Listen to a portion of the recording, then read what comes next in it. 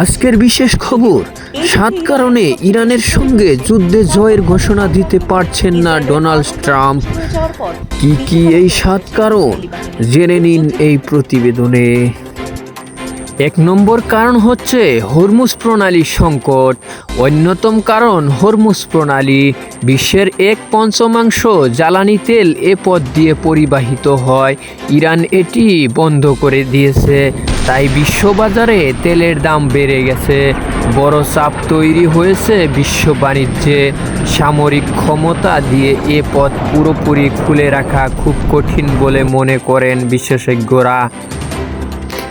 2 নম্বরে সর্বোচ্চ নেতার উত্তরাধিকারীর সংকট।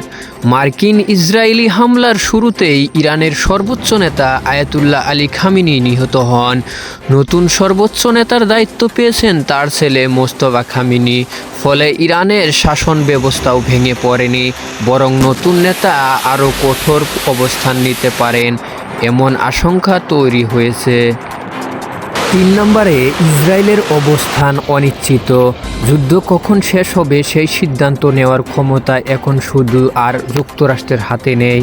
ওয়াশিংটনের ঘনিষ্ঠ মিত্র ইসরায়েল চাইলে যুদ্ধ চালিয়ে যেতে পারে, কারণ তাদের স্বার্থগত অবস্থান ভিন্ন।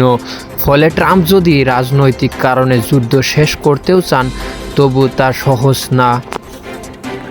4 নম্বরে যুদ্ধর স্পষ্ট কোনো লক্ষ্য নেই। 5 নম্বরে ইরানের পারমাণবিক কর্মসূচির প্রশ্ন। 6 নম্বরে ইরানের আভ্যন্তরীণ রাজনীতিতে স্থবিরতা। 7 নম্বরে যুক্তরাষ্ট্রের আভ্যন্তরীণ রাজনৈতিক চাপ।